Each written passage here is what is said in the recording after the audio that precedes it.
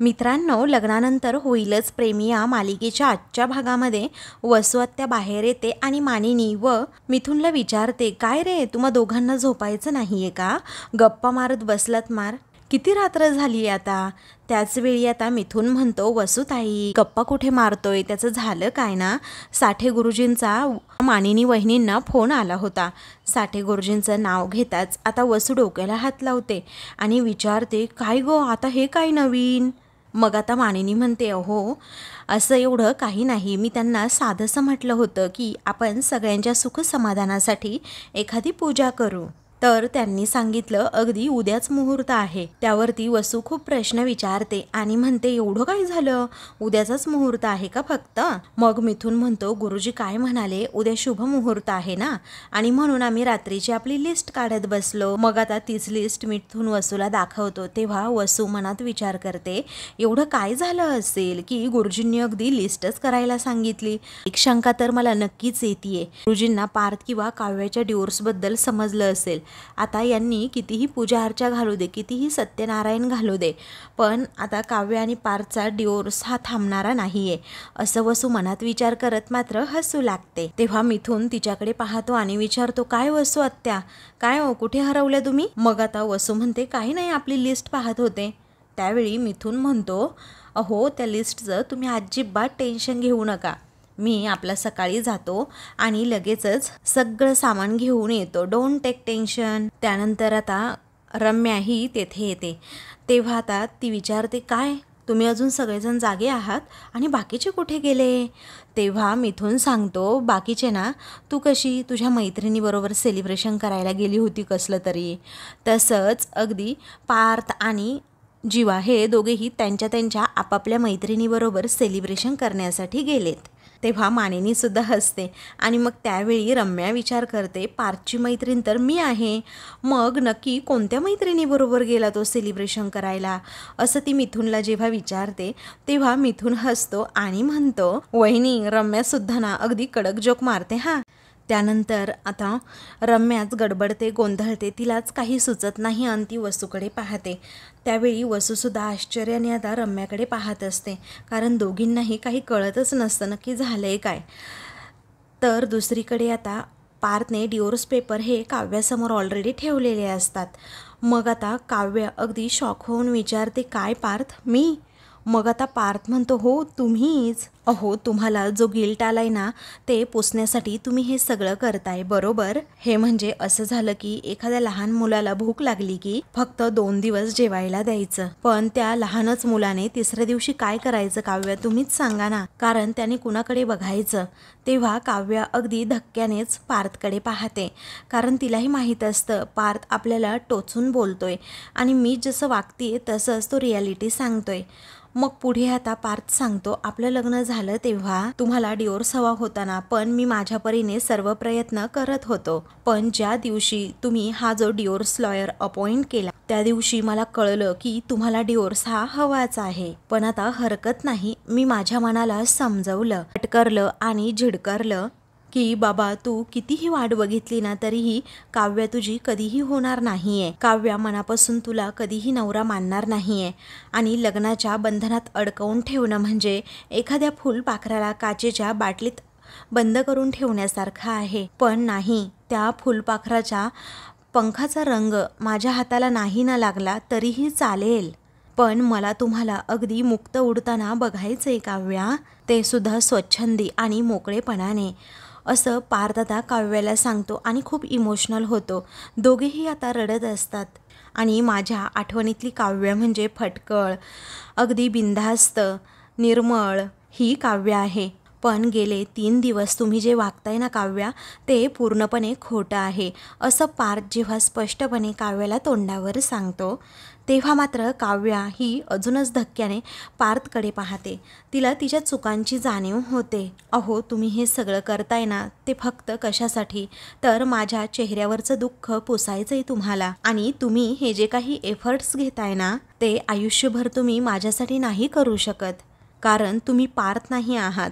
तुम्ही म्हणता ना मी काव्या आहे, तर करेक्ट, कारण माझी काव्या ना अशी कधी म्हणजे कधीच वागत नाही, पण सॉरी हा, तुम्हाला खरं तर माझी म्हणण्याचा हक्क नाही आहे माझ्याकडे, पण मी त्या काव्याला माझी काव्या बोललो, जी कधीतरी माझी होईल या अपेक्षेने मी वाटेल ते करायचो. मग आता काव्यालाच गिल्टी फील होत असतं. ती म्हणते, पार्थ प्लीज ऐका ना. पार्थ आता एक शब्दसुद्धा तिला पुढे तोंडातून काढू देत नाही. आणि मग त्यानंतर म्हणतो, खरं सांगू एक, अहो हे जे 3 दिवस तुम्ही माझ्याबरोबर वागलात ना, हे खरं तर माझं स्वप्न आहे. अहो म्हणजे मला मनापासून असं वाटायचं की तुम्ही माझ्यासाठी ना श्रीखंड बनवावं आणि कधीतरी असं ऑफिसला यावं मला पिक करायला आणि माझ्यासाठी डबा घेऊन यावा. आणि हे करताना तुम्ही खरंच खूप गोड दिसायचात. अहो तुम्हाला माहिती आहे, आपण समोरच्यासाठी जेव्हा एफर्ट्स घेत असतो, म्हणजेच आपल्याला आवडतं म्हणून, अगदी निस्वार्थी हेतूने, पण समोरचा जेव्हा सुद्धा एफर्ट्स घेतो आणि आपल्याला पॅम्पर करतो, तर जे फिलिंग्स असतं ना मनात, ते जगातलं सगळ्यात बेस्ट फिलिंग असतं काव्या. अहो तुम्ही स्वतःच्या हाताने माझ्यासाठी खिचडी बनवून घेऊन आलात. मला खरंच आतून खूप म्हणजे खूप दाटून आलं होतं आणि तीच खिचडी मी रमेश दादांना दिली आणि तेव्हासुद्धा माझा जीव अगदी तुटलाच होता काव्या. मी तुम्हाला अद्दल घडवण्यासाठी हे नाही केलं. खरं तर नशिबानेच मला अद्दल घडवली आहे असं म्हणून तो त्याच्या मनातील सर्व दुःख काव्यासमोर व्यक्त करतो. पार्थने असं बोलल्यामुळे काव्याच्या सुद्धा एका क्षणी काळजाचा ठोका चुकलेला असतो, कारण तिलाही खरंच पार्थबद्दल खूप म्हणजे खूप वाईट वाटतं. मग आता पार्थ म्हणतो, तुम्ही 3 दिवस जे माझ्यासाठी केलत ना, तो स्वप्नातला संसार होता माझा आणि आता तो बहुतेक स्वप्नातच राहणार. मला आता नाही सहन होत, आता हे नाही सहन होत असं म्हणून पार्थ हा एकदमच इमोशनल होतो. काव्याला त्याच्या चेहऱ्याकडे आता पाहूनच खूप वाईट वाटतं आणि ती बिचारी खूप रडू लागते. मग पुढे तो म्हणतो, याआधी तुम्ही मला खूप आवडायचात, परंतु आता, असं म्हणून तो पुन्हा एकदा तिच्याकडे पाहतो. काव्याच आता मनातल्या मनात अगदी घुसमटत राहते, कारण पार्थला आता मी आवडत नाही का हा प्रश्न तिच्या मनात येतो. तेव्हा ती त्या प्रश्नाचं उत्तर विचारतेच, आता काय झालं पार्थ? मग आता तो म्हणतो, आता ना सगळं आवडीनिवडीच्या पलीकडे गेले अगदी. आता स्वतःला हे सगळं काही करण्यापासून ना काव्या तुम्ही अगोदर थांबवा. तुम्ही जर हे स्वतःला करण्यापासून थांबवू शकला नाहीत ना काव्या, आणि एकदा जरी असं काही केलं ना, तर मी प्रेमात पडेन काव्या तुमच्या, असं पार्थ हा स्पष्टपणे काव्याला सांगतो. तेव्हा काव्या धक्क्यानेच पार्थकडे पाहते, तर पार्थचे डोळेसुद्धा पाणवलेले असतात आणि तोही तेवढ्याच इमोशनली काव्याकडे पाहतो. आणि मग त्यानंतर तो म्हणतो, जर मी तुमच्यामध्ये एकदा गुंतलो आणि तुम्ही मला पुन्हा सोडून गेलात, तर त्यातून बाहेर पडणं मला खरंच खूप कठीण होईल. आता त्यापेक्षा थांबवा हे सगळं आणि विषय एकदाचा संपवून टाकूयात. अहो मी एकदा चष्मा घातला की त्यातूनच बघतो. तुमच्यासारखं फक्त वाचण्यापुरतं ते रीडिंग स्पेक्स घालण्याची सवय नाही आहे मला. आता एकच उपकार करा माझ्यावर, या नात्यातून तुमची सुटका करा आणि या नात्यातनं मलासुद्धा मोकळं करा, असं म्हणून तो डिवोर्स पेपर पुन्हा एकदा तिच्यासमोर धरतो. तेव्हा धक्क्यानेच आता काव्या पार्थकडे पाहते, कारण तिला खरंच यावेळी तरी डिवोर्स नकोच असतो पार्थपासून. दुसरीकडे आता नंदिनीसुद्धा रडत असते. तेव्हा जीवा हा तिच्यासाठी रुमाल देतो की डोळे पूस म्हणून.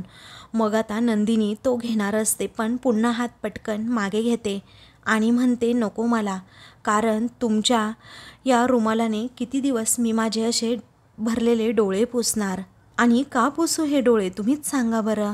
तेव्हा जीवा इमोशनल होतो आणि म्हणतो, हे बघ नंदिनी, तू माझ्या रुमालाने डोळे नको पुसूस आणि माझ्या कुठल्याच चुका तू पोटात घेऊ नकोस आणि हवं तर मला कधी माफसुद्धा करू नकोस, पण माझं एकदा ऐकून तर घे. अगं तू खूप छान मुलगी आहेस, खूप चांगली मुलगी आहेस आणि एकदम जेन्युइन आहेस आणि आयडियल मुलगी आहेस, एक आदर्श सूनसुद्धा आहेत. पण मग आता नंदिनी पुढचं उत्तर देत म्हणते की पण तुमची बायको नाही आहे ना.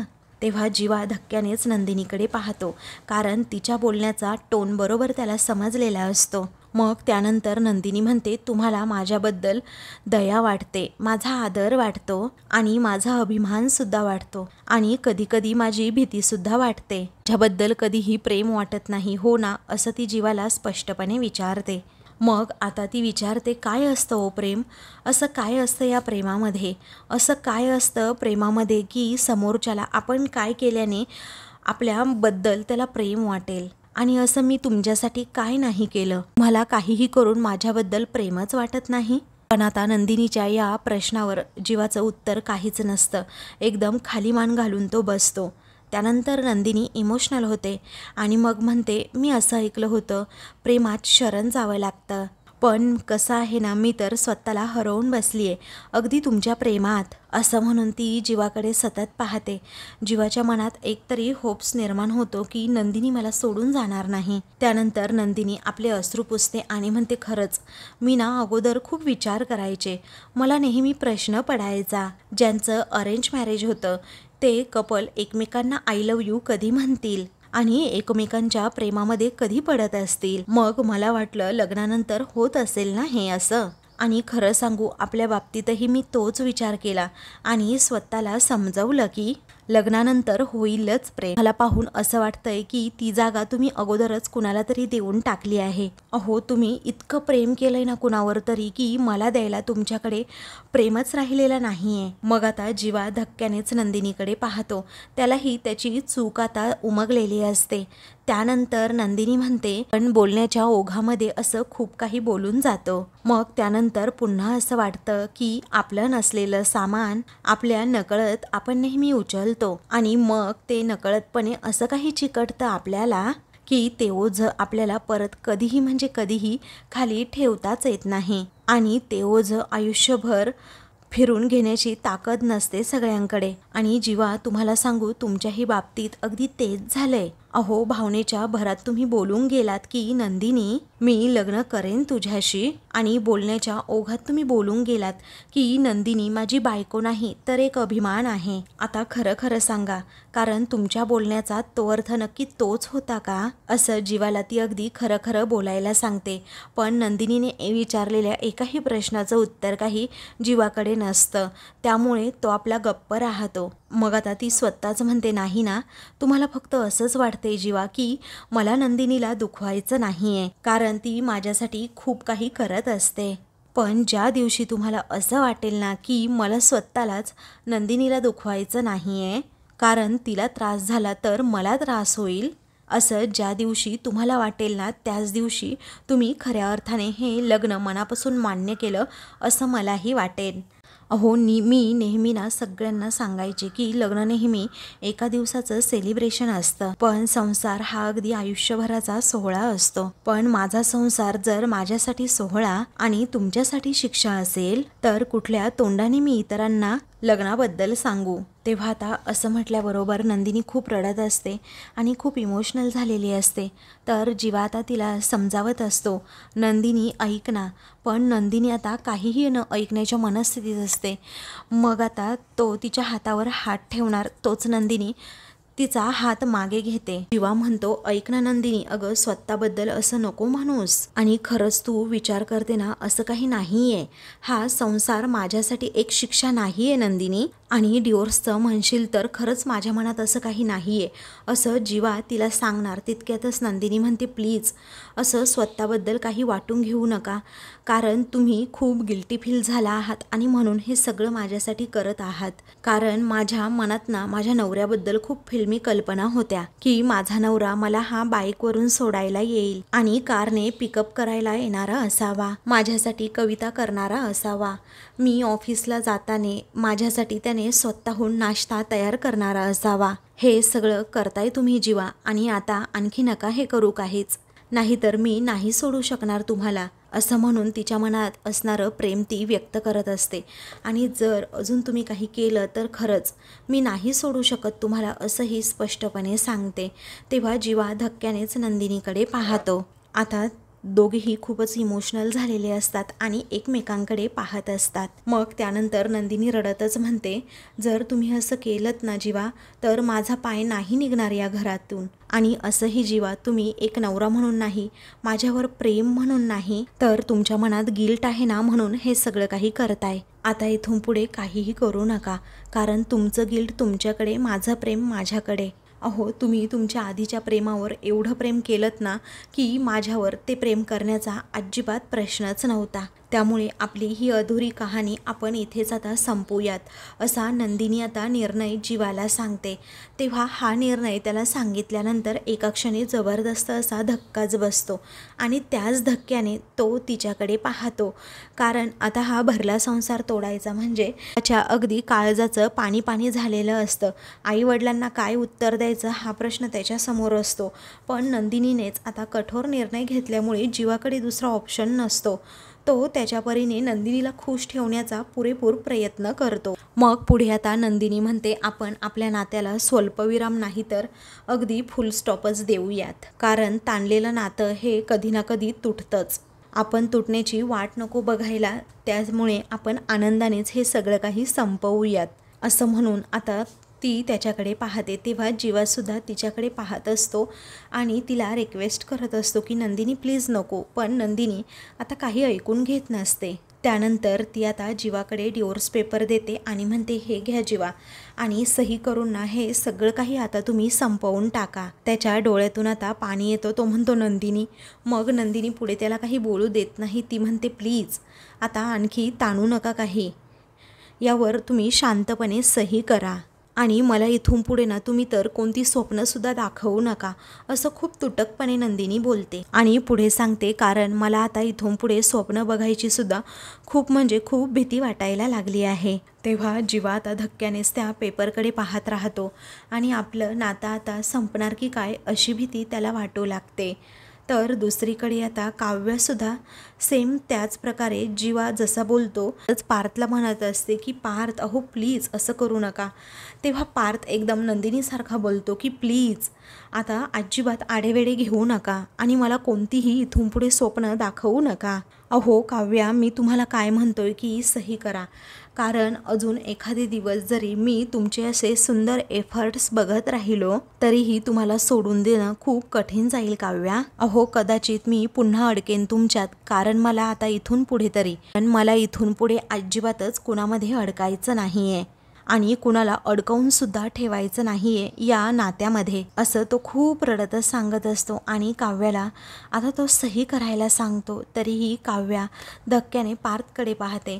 एक तिच्या मनात आशा असते की पार्थ म्हणेल सही करू नका, परंतु पार्थने आता स्पष्टपणे तिला काही गोष्टी क्लिअर केलेल्या असतात की तुम्हाला सही करावीच लागेल. तेव्हा तो आता पेन तिच्या हातात देतो तर काव्य अगदी थरथर कापत असते. आता त्यानंतर काव्या ही अजिबातच सही करत नसते. सगळ्या गोष्टींचा विचार करत असते. सही केलं तर कसं होणार, परंतु आता पार्थ हा ऐकत नसतो.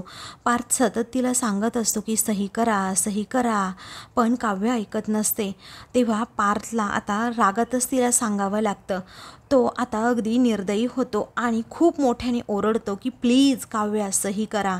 मग काव्य आता इकडे तिकडे पाहते, कारण सगळेजण आता तिच्याकडे पाहत असतात. मग आता काव्याला खूप कसं तरी होतं की पार्थ एवढा ओरडून सांगतोय की सही करा म्हटल्यानंतर मला आता करावी लागणारच आहे आणि मीच मूर्खपणा केला आहे, मीच स्वतःच्या पायावर धोंडा पाडून घेतला आहे म्हटल्यानंतर मला तर आता ही शिक्षा मिळालीच पाहिजे, असा काव्या मनाशी निर्धार करते. आणि तिचे हात आता ती पेन घेताना थरथर कापत असतात. तशाच थरथरत्या हाताने ती आता पेन घेऊन लगेचच त्या पेपरवर सही करू लागते. पण ती सततच पार्थकडे पाहते.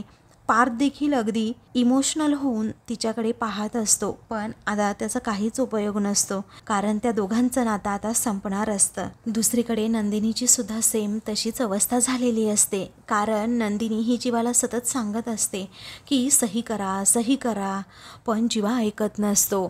त्याला आता खूप वाईट वाटत असतं नंदिनीबद्दल, त्याला खूप गिल्टी फील होत असतं. परंतु आता नंदिनी ही खूप मोठ्याने ओरडते की माझा जीव तुमच्यामध्ये अडकण्या अगोदर सही करून टाका प्लीज प्लीज. तेव्हा जीवा हा आता नंदिनीकडे पाहतच राहतो. तर नंदिनी खूप रडत असते आणि जीवाच्याही मनात आता त्याच फिलिंग्स असतात, कारण जीवालाही तिच्यापासून डिवोर्स नकोच असतो. नंदिनी डिवोर्स पेपर त्याच्या समोर धरते. आता थरथरत्या हाताने तो ते डिवोर्स पेपर हातात घेतो आणि पुन्हा पुन्हा नंदिनीकडे पाहत असतो. नंदिनी त्याला इग्नोर करत असते. पर्समधून पेन काढते. ऑलरेडी तिने त्या डिवोर्स पेपरवर साईन तर केलेली असते. आता फक्त जीवाची साईन झाली की हा डिवोर्स फायनल, असं नंदिनीचं आता म्हणणं असतं आणि म्हणूनच ती आता त्याच्याकडे पेन देते. आता नंदिनीलाच हे नातं नको आहे म्हटल्यानंतर जीवासुद्धा त्यावर काही बोलत नाही. तो आता गुपचूप आणि थरथरत्या हाताने त्या डिवोर्स पेपरवर खरं तर साईन करून सुद्धा टाकतो आणि अगदी इमोशनल होत तिच्याकडे पाहतो. तीही तेवढीच इमोशनल झालेली असते, कारण आपला आता हा 1-1.5 महिन्याचा संसार तुटणार या विचाराने तिलाही वाईट वाटत असतं आणि जीवामध्ये ती केव्हाचीच गुंतून गेलेली असते आणि त्याला असं सोडून द्यायचं म्हणजे, त्याच्या घरापासून वेगळं व्हायचं म्हणजे तिलाही आता अगदी आतून तुटल्यासारखं वाटत असतं. शेवटी आता जीवा हा त्या पेपरवर सही करूनच टाकतो आणि नंदिनीकडे खूप वेळ पाहतो. इकडे काव्याची सेम जीवासारखी अवस्था झालेली असते. तिलाही त्या डिवोर्स पेपरवर सही करायचीच नसते, पण पार्थ आता ओरडल्यामुळे ती त्यावर सही करते आणि खूप म्हणजे खूप रडत असते. काव्या ही सही करत असताना पार्थ हा तिच्याकडे खूप म्हणजे खूप वेळ पाहत असतो. तर काव्यांची सही करून होते आणि मग ती त्याच्याकडे पाहत राहते. तर पार्थ आपली नजर दुसरीकडे करतो. काव्याच्या मनामध्ये खूप म्हणजे खूप गोंधळ असतो. पार्थबद्दल तिला थोडी का होईना सहानुभूती वाटत असते, परंतु पार्थने त्याच्या बाजूने पूर्णपणे काव्याबरोबर असणारे नातं तोडून टाकलेलं असतं. तर आता मित्रांनो, पुढील भागामध्ये आता सत्यनारायणाची घरी पूजा असते म्हणून सर्वजण घरीच थांबलेले असतात. तेव्हा जीवा आणि नंदिनी बाहेर निघतात. खरं तर त्यांना आज वकिलाकडे जायचं असतं. मग त्यावेळी विक्रम विचारतो, काय रे तुम्ही कुठे बाहेर चाललात? तेव्हा हो काम आहे थोडं, त्यामुळे बाहेर जायचे असं नंदिनी सांगते. तेव्हा विक्रम सांगतो, आपल्या घरी आज सत्यनारायणाची पूजा आहे. दुसरीकडे मानिनीसुद्धा आता पार्थ आणि काव्याकडे जाते, म्हणते की अरे आज आपल्या घरात सत्यनारायणाची पूजा आहे. तेव्हा काव्य म्हणते हो मी पूजेला बसायला तयार आहे. मग मानिनी खुश होत बाहेर जाते. पार्थ रागातच विचारतो, आज आपण आपली डिवोर्स फाईल करायला जाणार आहोत आणि तुम्ही सत्यनारायणाच्या पूजेला बसण्याच्या गोष्टी करतायत का? दुसरीकडे जीवा आता नंदिनीला विचारतो, नवरा बायको म्हणून आपल्याला पूजेला बसावं लागतंय, हे आवडत नाही आहे का तुला? त्यावरती नंदिनी म्हणते की आपल्यात ते नातं आता राहिलेलंच नाही आहे आणि म्हणूनच पूजेला माझी बसायची अजिबातच इच्छा नाही आहे. असं जेव्हा आता ती म्हणते ना, तेव्हा मात्र जीवा धक्क्यानेच तिच्याकडे पाहतो, कारण नंदिनीने आता खूप मोठा निर्णय घेऊन हे नातं संपवलेलं असतं आणि जीवा ते नातं टिकवण्याच्या अजूनही प्रयत्नात असतो. अशाच मालिकेंचे पुढील भाग पाहण्यासाठी चॅनलला सबस्क्राईब करा.